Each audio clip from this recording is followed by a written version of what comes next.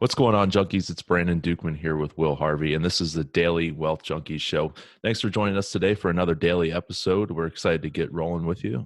But before we get started, don't forget to subscribe to our show so that way you're not missing any of our daily episodes.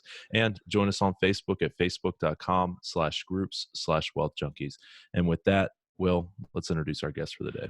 Thanks, Brandon. Today on the show, we have Bunny Young, and she is a former stunt woman turned businesswoman, and she is also a serial entrepreneur and has some awesome stuff going on. So with that, Bunny, thanks so much for coming on our show. We really appreciate you being on here.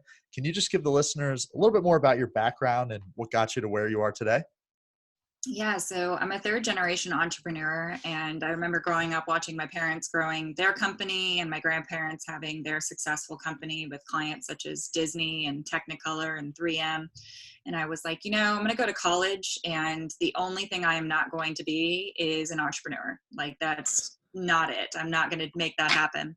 And I went to school to be a therapist, and I was a therapist, and I realized that in counseling, I was getting a lot of people who were burned out with their job or unhappy with their finances or the limitations with their job or their bosses.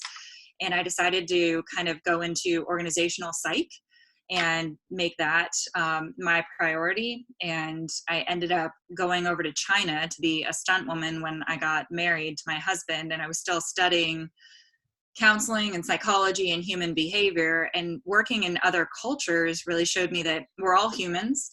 And if we can figure out how to bring our value to the table, we end up being worth more. We end up, having more value. And a 40-hour work week doesn't really exist. Like, it's not a real thing. It's something that we invented. And being a stunt woman and also living in another country, I kind of realized that there's a lot of different ways to make money, and it's not just exchanging time for money. And I came home back to Arizona in the United States, and then kind of launched my organizational psych and consulting career from there, going in companies and basically, as some clients refer to it, doing the sugar-coated ass kicking that is what our firm is known for. So awesome. It's just asking the right questions on, are we doing this because it's what we've always done, or are we doing this because it makes sense? And is this how we're going to grow, or is this, just checking a box to grow numbers? Like, is this the best way to grow? And right. So I guess retired stunt woman, retired therapist, and a lot of experience with business because of my parents and because of my grandparents' company. I woke up one morning and looked in my toolbox and was like, well, what the heck am I going to do with my life? I was a model for 16 years, a stunt woman, and then retired therapist. So I'd failed at all of those things. So now what was I going to do? And there was no job description that had that in the overhead of seeking, retired model and retired stunt woman and retired therapist. There's nothing for those prerequisites anywhere. No. I thought that'd be a common one. Yeah. No, I mean, indeed, if you want to throw me something. Yeah. And then I got into it and kind of made my own little job description on what I wanted. And I was like, okay, so now the job description's getting even better, because it's like only wants to work about 8 hours a week. It's like when you're making perfect. This. You definitely this kind of like resume. Tim Ferriss, don't you? Well, I mean, I love Tim Ferriss, but there's no new ideas. There's just new people talking about it. And so he'll even probably confess that he's not the first person to put this concept of, passive income or residual income out there. So he just labeled it in a way that a lot of people can grasp and gravitate towards. Simplistic. But so that was my background. And I also have a degree, specialized degree in animal-assisted therapy and animal-assisted learning. And so we take a bunch of teams out to the ranch and work with horses. And so, it's never a boring time in my life. I get to wake up and pretty much do not anything that I want, but it's a new experience each and every day. And I look at it saying, I want to make the world a better place. And that's what I get to do. And as long as I have made the world a better place and my kids can be proud of me, then I think that I am making the difference I want to make. I love that. That's awesome. Really good. So when you tell us about how you got into being a stunt woman, because I want to hear about that before we get into Yeah, Yeah, what you you're kind doing of just now. said, well, I moved to China Yeah, to become a stunt woman I when I know. married my Well, husband. So that's so interesting. so I think that was my husband's like big maniacal plan. My husband and I met at a movie studio, and we were dating, and he's like, hey, I'm moving to China to go on this stunt contract, and if you want to come with me, we have to be married because, you know, it's a communist country, so you can't go with me unless we're married. I don't know if that was the truth or not, Will. Like, That's hilarious. it's still kind of TBD, and it's 11 years later. When we got over there, there were people that were there and living together that were not married, so that may have been his Smart big man. plan. yeah, But in a matter of less than 2 weeks, we were married and on a plane to China together, and in traditional bunny fashion, because I can't just go somewhere without a purpose. I ended up getting a job on the stunt team as a stunt woman. And then I ended up helping the stunt team out by doing like seamstress activities just for like a side job. And then I taught English in the village that we lived in. I mean, I was Oh working wow. 6 to 7 days a week because, you know, at that time we didn't have any kids, and I was in this new country and I wanted to be able to add value. So I had a lot of time to explore, but a lot of time to really see what is valuable to other human beings. And, you know, I have this skill that they wanted of being able to practice and learn English. And so we exchanged value for that. And believe it or not, I'm a pretty fair seamstress, which seems ironic for the American to be the one sewing things in China, right. but Yeah. I did it well enough that it Wow. ended up being a value. So yeah. And That's then really cool. So is it then that you realized, because you were telling your story, and most of these people that we talked to lived in cubicle land, as they say. You know, they worked a desk and were in a cubicle, and they yeah. realized then that they were trading time for money. When did you hit that realization that you didn't want to trade time for money anymore? So that was as a therapist, you know, Okay. that really was sitting on a couch and saying, okay, you know, I have 60 hours a week. If a client's paying me $125 an hour, you can do the math really quickly at where my income was going to be capped Yeah, at. there's a ceiling for Um, sure. yeah, and even when I was in working with social services, you have a salary, and so it didn't matter how many kids I saw, it didn't matter the impact I made. I didn't get a bonus because, you know, these kids were being successful in their foster homes, and it wasn't really about money, but I couldn't provide for my family while doing social services, which is where the highest impact I saw was. And then when I was providing for my family and working in private practice, I really didn't feel like I was making an impact, because I felt like the people Mm, that could afford to pay for private counseling and not use insurance were there to complain about, you know, their babysitter being late, and so that they were late for their mm, massage. And I'm not saying that that doesn't cause anxiety, but it just wasn't the kind of counseling that I wanted to be involved in. And I would tell my clients, you know, we're going to work together for 6 sessions, and it's either going to get insanely better or we're not going to see each other, and I'm going to refer you to somebody else, because I really wanted to see the difference that I was making and make an impact, and not mhm. just enable individuals and listen to them complain week after Right. week. And so as a therapist, there were some options. You know, I could be a professor, I could go into teaching, I could do an online program that I could sell to people, and none of that really felt like I was in my absolute value. And so I was headed down this path where I was becoming more unhappy as a therapist and less patient with my clients. And Mm, so then what kind of value am I giving as a therapist when you're coming to me saying that you don't feel like anybody cares about you, and I'm putting off vibes of, I don't really care about you, like I right. wish you were not sitting in my office. And so I had to do a reality check, and like I said, that's when I looked in my toolbox and was like, all right, if I only want to work, you know, these limited hours, and if I want to do a lot of traveling, and if I have this skill set, what am I going to do? And so I got started as a speaker, and I got started doing consulting. And I found that in the corporate world, the consulting was a better consistent paycheck than, you know, I could ever make as a therapist. And so in the organizational psych world, I quickly made a name for myself and started doing speaking. And then when I had my second daughter, and I was on a plane about 32 weeks out of the year in 2016. And when I had her in 2017, I said, all right, I'm only going to fly 4 times this year. So I've Nice. found how to reinvent the business model for myself in a way that works for my life over and over and over again, and not just wait for somebody to give me a job, a job, and an opportunity that I think I could make work for my life, but really figure out what I want for my life and then build the business model around that.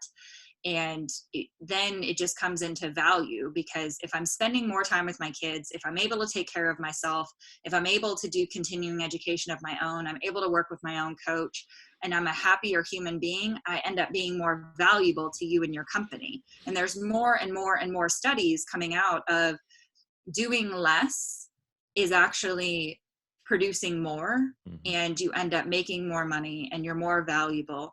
And it's not just about being, butts in seats anymore. It's really about who you are as that butt in a seat. And I've worked with teams that are transitioning, whether it's to remote or whether it's to flex work days or all of these kinds of things, because they realize that if you're obligated to that 40 hours, but you have a sick parent or a child that, you miss the school play, you end up costing the company money versus just taking the time that you need and then going from there. So yeah, that was really it. So when you're working with these companies that are transitioning to that, are you seeing a difference in their productivity and Oh, just the company itself? absolutely. Yeah. Absolutely. And I'm seeing a culture of, rather than like human resources, you can look up, I think in 2019, one of the fastest growing professions was like a chief people officer. Oh, And wow.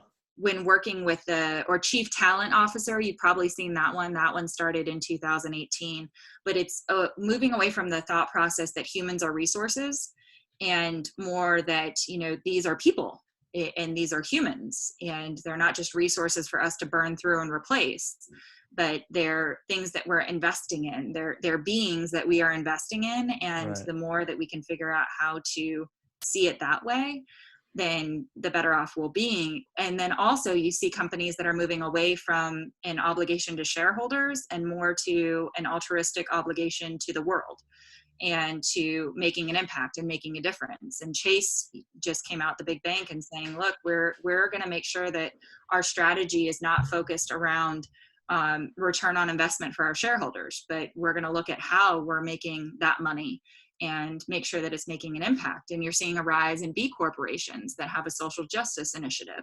So it really is, times are changing, and they're talking about, you're talking about cubicle land. They're talking about the fact that these high rises are standing, 75% vacant, because more and more companies are moving either away from a butts and seats workforce, or more individuals are moving towards, how to do an entrepreneur track or start their own company. And then if you pair that with the AI and the fact that jobs that we used to have humans doing are now performed by software or performed by automation and robotics, then, it's a really creative and interesting time. And I'm not in any way, shape, or form advocating for or against, the use of AI to replace a individual's job. But I do think that if you can be replaced by a machine, then hopefully you get to find the space to ask yourself what your true value is,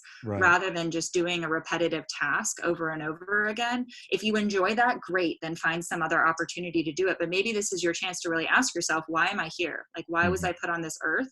And what is my unique value? And do what I did and take a look at your toolbox and say, what is it that I really want to do with the rest of my life to make an impact?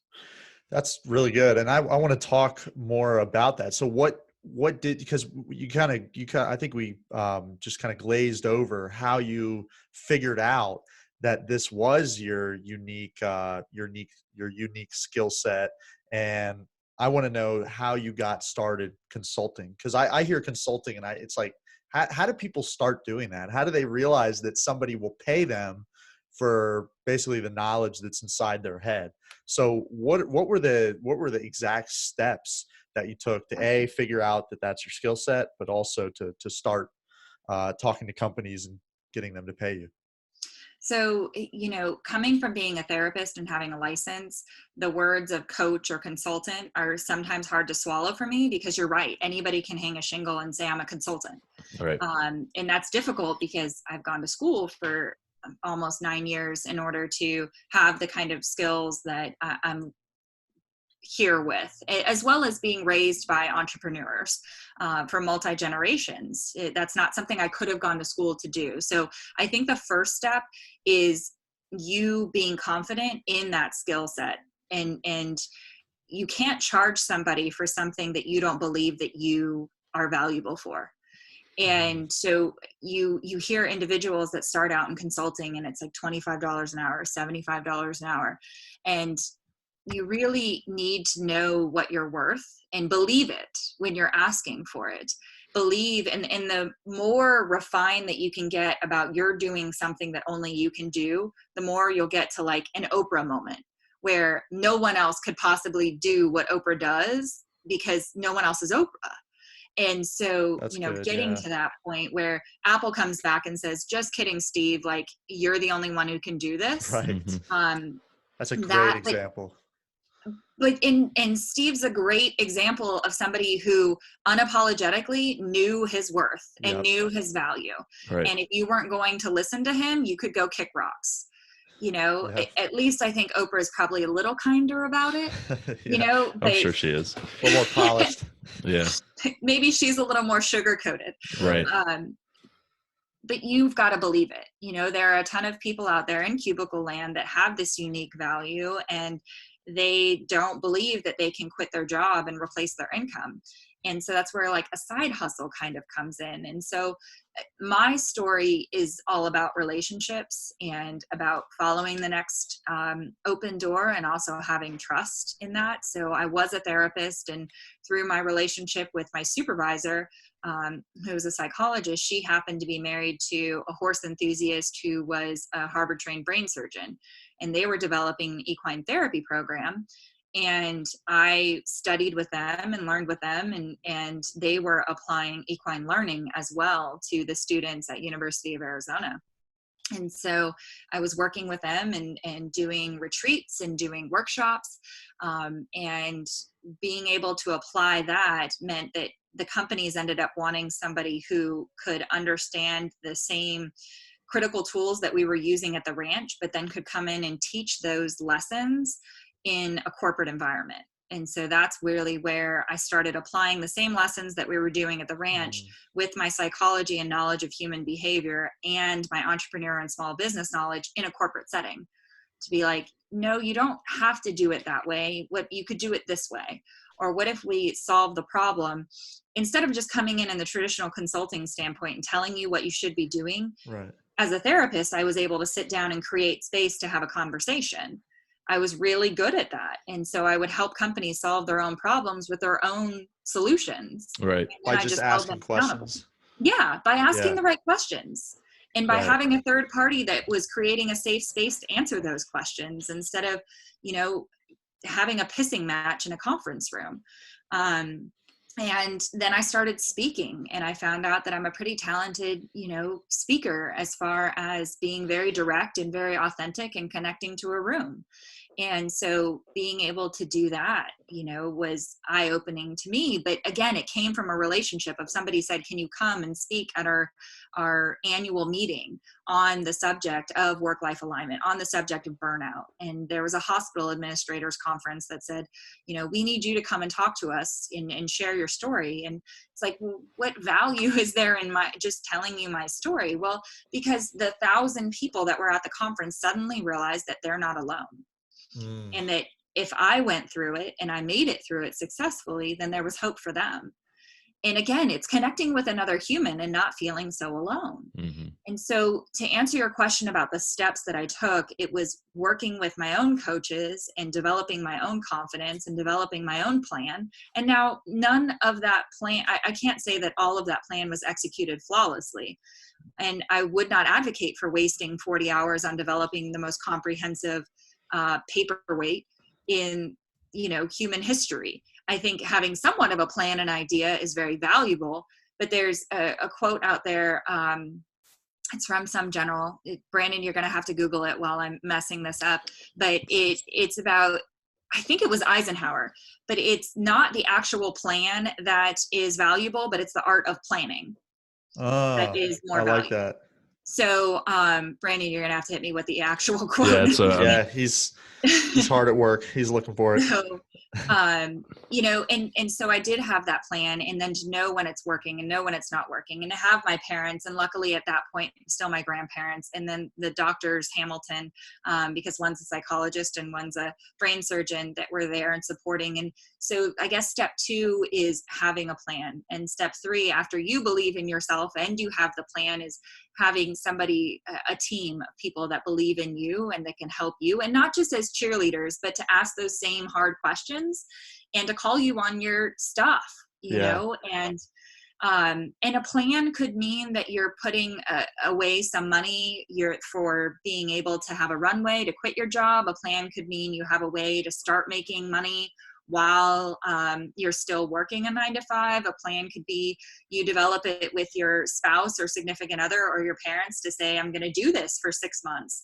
And I know we were going to talk about how I capitalized it. I bootstrapped it, but I also was really intentional about the fact that I did it in a way that my clients paid for my travel.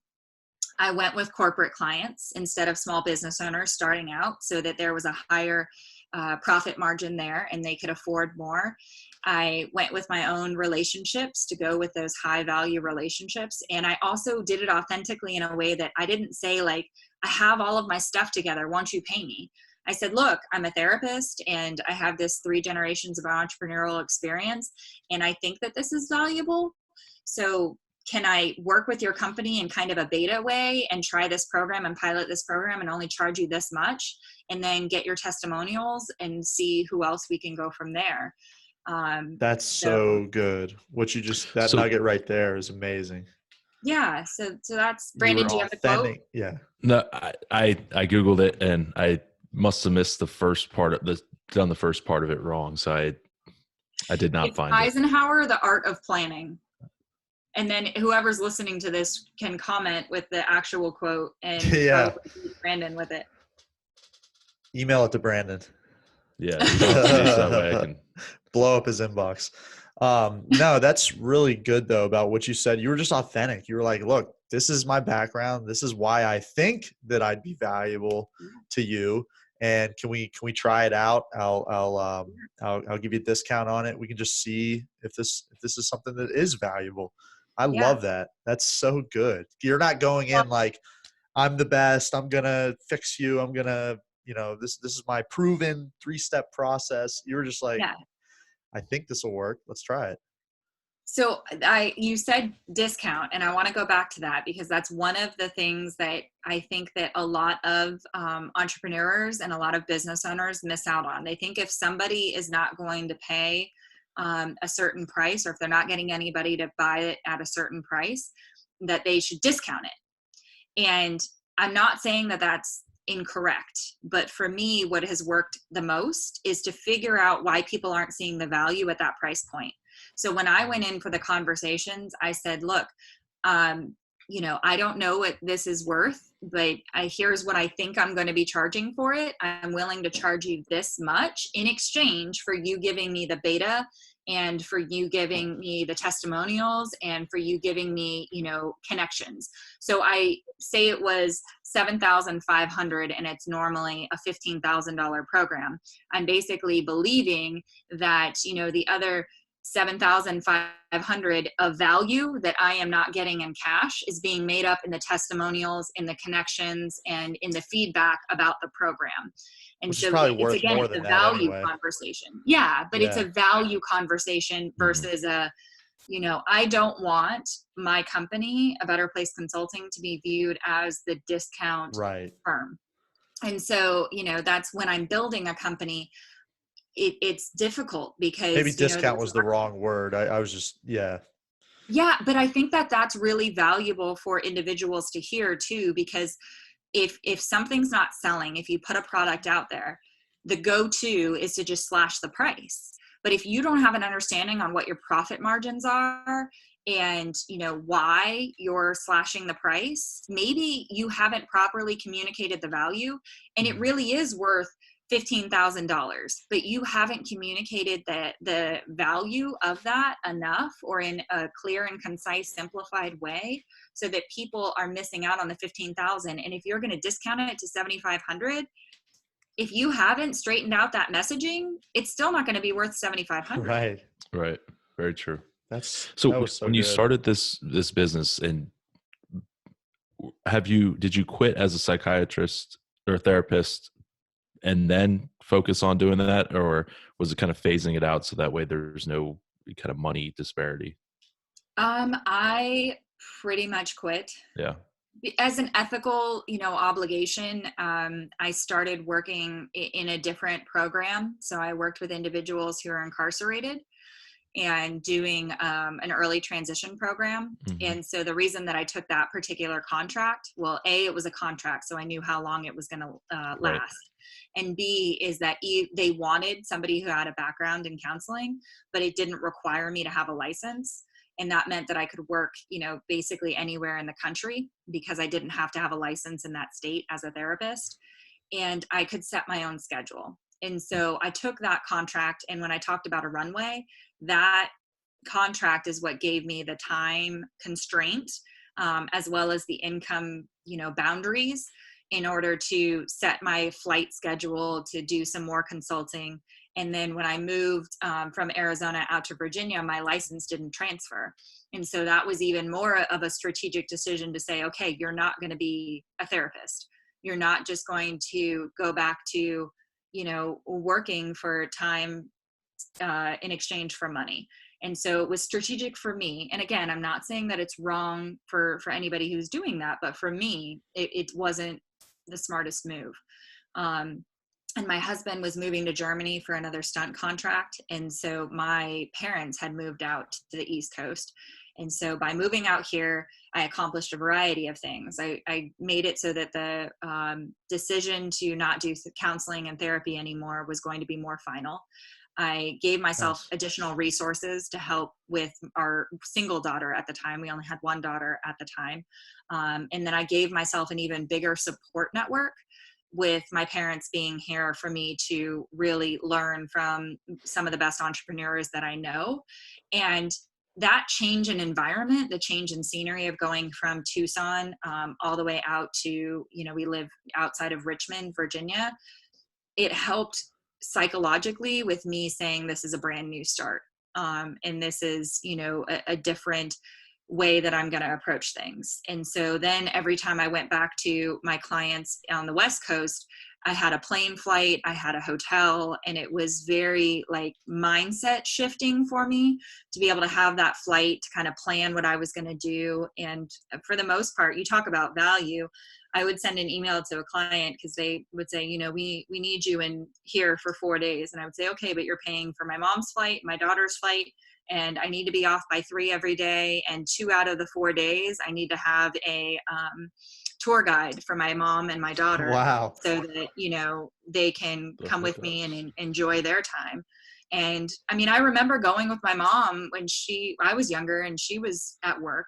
And I remember, hanging out in my grandfather's trucking company. We used to sit in the back of the 53-foot, my cousin and I would sit in the back of the 53-foot trailers and roller chairs as they were moving them around the lot. And it sounds like fun, actually. I mean, it was probably extremely dangerous, to Probably. which I will say it was 100% my cousin's idea. And so, plus, I hope my uncle and aunt don't watch this, because they were probably somewhere looking for us as we were disappeared in the truck yard. But that confidence to which I say, like, look, this is what we're going to do. I think to clients, it sounds so normal. They just assume this is what we do all the time. And the first time it wasn't what we do all the time. It was just, I don't want to leave my daughter, but now it's something that we do, and it helps me identify the kinds of clients that I want to work with, as well as it helps me be more valuable because I'm not missing my daughter. And I have my mom, my mom and I would That's sit in the amazing. hotel room and I'd say, here's what we did today. What are your thoughts? So now my client's not only getting my decades, worth of experience, but they're also getting my mom's decades worth of experience in running a company and working with people. And so, yeah, I That's think incredible. that's really just, it's a value conversation. Yep. That's boom, mic drop. I love that. Yeah. So I want to jump back just a little bit. And so when you decided that you didn't want to be an entrepreneur because it's been in the family and you wanted to kind of do something different and go to college, how was that conversation with your parents that, hey, I'd rather do college and get a job? Because, usually the conversation's opposite. Hey, I don't want to go to college. I want to start this business. So what was that like with them? So I was pretty sure I was going to college from a young age. I'm an only child. And so my mom, who is like the sweetest, most incredible person on the face of this planet, was like, you can do whatever you want, whatever you set your mind to, kind of all of that traditional programming, but like 1,000 times even better, on just full confidence in me. And she still tells me, she sent me a text the other day last week. She said, you've come, she used to tell me that she would love me if I even did snail racing. I know that should not have taken me so long to get out of my mouth. But she sent me a text last week and she said, you've come so far from snail racing, or a long way from snail racing. And That's I was nice. just like, how could I, basically that programming, that messaging was, you're never going to be a failure. Right. So try anything you want. And That's then awesome. there was That's so my good. father, who said like 3 words my entire childhood. He's just very grumpy, very reserved. He was in the Army. And so he just modeled really hard work, and how if you work hard enough, you can basically have anything you want. So there's my mom with like the idea, and she modeled hard work. She's an extremely hardworking woman, still to this day. So they both modeled this concept of hard work. And then my mom had this belief of, you can do anything you want and you're never going to be a failure in my eyes. To which my dad probably followed up with never telling me, like, to my face, he's proud of me, but I just heard it from like everybody around us. I'd hit a home run or something, or a grand slam, and nothing. I get nothing. It was just kind of like, it's like my grandpa. Okay. Yeah. Like, so he's just a grumpy beast. But you love him for that, right? He's an asshole. Maybe not. But he knows it. And it's okay, because my mom says I'm just like him. So I guess that makes me a baby. That's funny. So, but the important thing for me was the modeling, was that my mom didn't just say this. I mean, she modeled it. And my dad would be up at 5 a.m. and I would get up at 5 a.m. with him and just sit on the couch and just watch him, what he was doing. I would go out in the garage and he would be pulling stuff apart, and he would just take something and give it to me and let me mess with it. And so he was modeling, learn from your failures, try new things, figure out how it works, and improve upon it. And so the conversation, I got a scholarship for University of Arizona. And, I only applied to one college. They took me on all of my visits, and I had a 4-point something in high school that I continued in college. I took night school. I took college courses while I was in high school, and they didn't force me to do anything. They just made it possible and made it an opportunity. They drove me to whatever kind of college courses that I wanted to go to. I took 3 languages in high school. And so I think they always assumed I was going to go to college. And, but then I think the summer that I was in college, I started a swim lesson company And I had my mom help me with my first LLC and applying to the SEC in Arizona. And so I think they could start to see that I just idle hands. Like I wanted to be able to, I didn't want a handout from them. That's cool. My parents, because I got a scholarship, my mom got the in-ground pool of her dreams, which I think as an adult, I realized was my college money. It was right there in a 10-foot pool. Absolutely. But my parents were enjoying their life, and I watched how hard they had worked during, when they were working and they sold their company. And it just kind of equated to, okay, so maybe they didn't have the PTO that the rest of my friends and family had of being able to take, weeks off at a time and go on vacation. But that being said, we never missed a vacation. They never missed a game. And it just started to kind of make sense. And then when I started down the therapy path, the most dangerous thing for me, you talked a little bit about, your transparency and relationship with addiction. And so I could see that I couldn't be in a job where I couldn't give myself 110 or 150%. And as a therapist, that was really, really, really dangerous. But if I own my own company, that's equally as dangerous. And so figuring out with my parents' feedback and with my own coach's feedback of how understanding that because it didn't make sense as a therapist to not give my clients 100%. Right. And how taking a day off would ultimately, I could take a day off and somebody could lose their life, literally. Right. And so I just had to get out of that kind of industry. And my parents understood that because they could see the worst thing as a parent, and I can say this now, is watching your child suffer and not being able to do anything about it. And so, my parents were watching me go down this road with giving these kids my all and giving counseling and therapy and my clients my all and having literally nothing left over.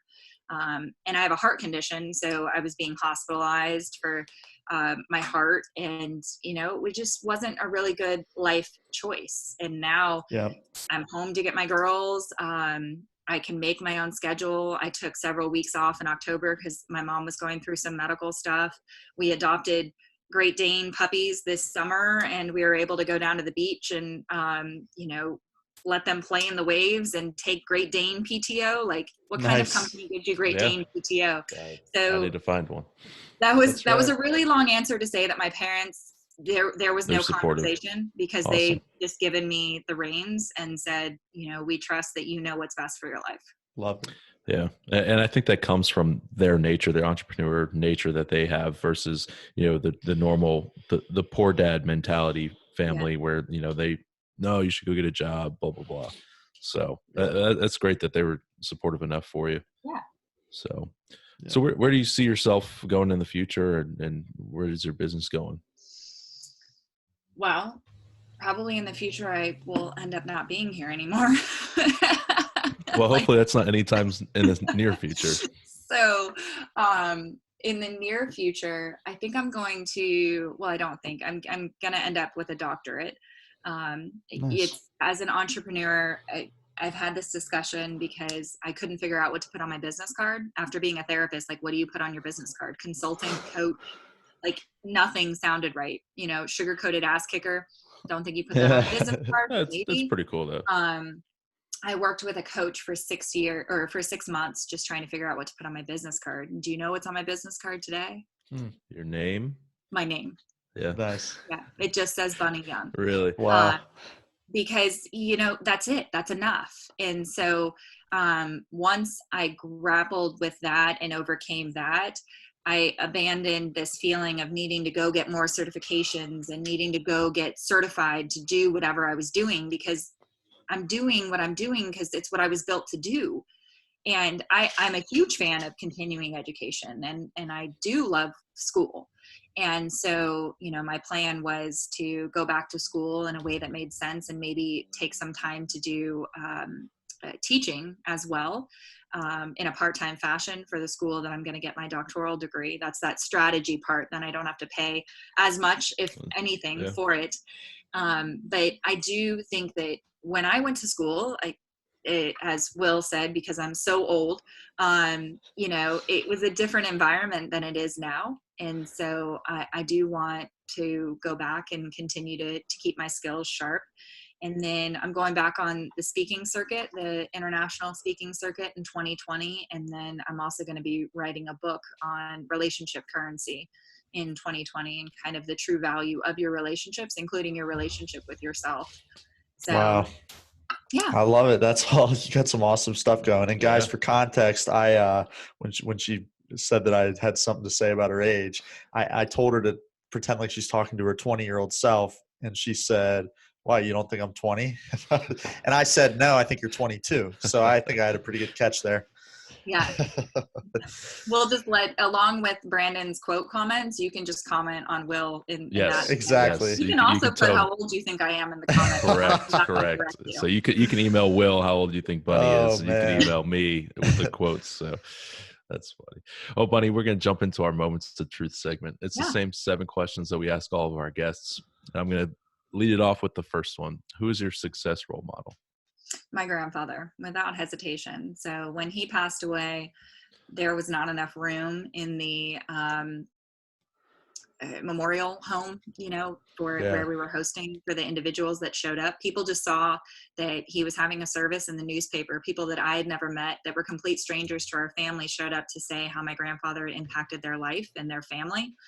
And that was just an amazing experience. And I was so proud to have an individual of that caliber in my life. And it's not like he passed away and left millions of dollars of wealth, but his relationship currency and the amount of lives that he impacted, and the fact that on a weekly basis, if not daily basis, the decisions that I make in my company and in my companies, and the examples and suggestions and advice that I give to my clients come from him. There was just no one more successful in my mind. That's awesome. What's your biggest success? My kiddos, my amazing little minions. How old are they? Almost 3 and 8. So with my heart condition, it wasn't quite sure that I was going to be able to have children. And so they are my miracles and they are my blessings, and they're here to help me become a better person. And as far as my accomplishment, I'm not done yet with them. I don't think I'll ever be done, but they are I'm here to raise them to save the world. And there's no doubt in my mind. One of them will be a superhero. One of them will most likely be a supervillain, but at least I can tell you that I contributed both. Yeah. So hopefully it'll offset. Well, awesome. I love it. Do you know which one's going to be the superhero and which one's going to not yet? Jury is still out. Yeah. I mean, if I had my money on the supervillain, it would probably be the little one, but they That's shock usually me. how it works out. The youngest one is always the hellion. Yeah. Well, I thought that since I had a very vigorous older one, like a very, lively and smart, brilliant and action packed big one, I thought the second one was going to be like a bookworm. So wrong. That's funny. That's hilarious. So Bunny, what does a typical day for you look like? A typical day looks like, so the office that I'm sitting in, I come in about 2 days a week because my house has internet that is run by hamsters under my house. So it will not do any kind of recording. Yeah, so I'm about an hour away from my house in an office space, and a co-working space. That's Virginia's only co-working space with on-site childcare, actually. And so I come in and I have a couple meetings. I bring my youngest daughter here.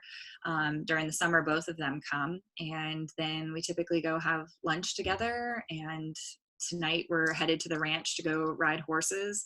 But I'm home for dinner. I'm home to take the girls to my oldest to school in the morning. And I have a couple client meetings a week. I do these recordings, or I hop on a plane and go somewhere and mic drop, change the world, and then fly home and make sure that I am there to be assaulted and cuddled by Great Danes. So love it. And then do it all over again. Do it all over again. Yep. What is your favorite quote? Unless someone like you cares a whole awful lot, nothing's ever going to get better. It's not. Who was that? So the Lorax, but I guess the I reason thought that it sounded like I Dr. Seuss. I guess it was going to be Dr. Seuss, but I would like to believe, I do believe that the Lorax is a real thing. Yeah. Okay. So, Perfect. We'll just say the Lorax. That's a good movie too. In the book, and it could have been the planning quote, but Brandon didn't pull it up for me. Yeah, I Come on, failed Brandon. at this one, so I apologize. My Google skills are not up to par today. So, what are some of your hobbies? Saving the world. Perfect. Yeah. Nice. It needs a lot of saving. So yeah, I like I said, I ride horses, but I think as an entrepreneur, any of my hobbies, I figure out how to monetize. Which is not bad. I love it. I mean, I love riding horses, and who would think that a business consultant would figure out how to get horses involved with the business consulting? But I've brought a horse into a conference room, so there's that. That's awesome.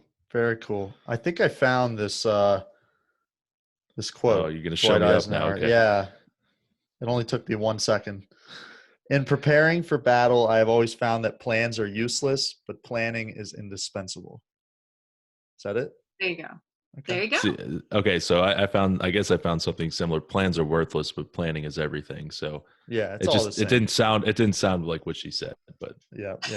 There we go, giving out free quotes to everybody. I made it classier by saying the art of planning. Correct. Yep. Well, I like that. Yeah, it's good. What's the best business book that you've read?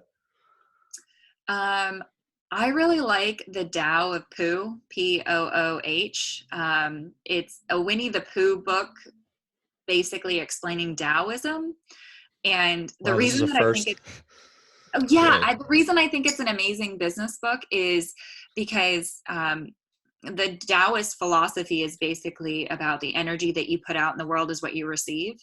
And I think that there's a lot of stress and anxiety when you're starting a company. And I think if you just kind of release into the flow of what you're doing is right, and you'll be rewarded for that, and to go with a quiet confidence to those that you enjoy spending time with, things are going to go right.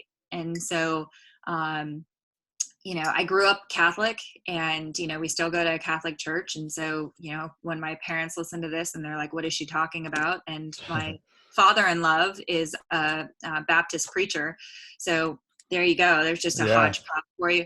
But I think that the really relaxing into what's valuable, and I'm not saying that it's not going to be stressful, but you're not doing yourself any favors by beating yourself up about your failures or about your mistakes. That energy is not helpful.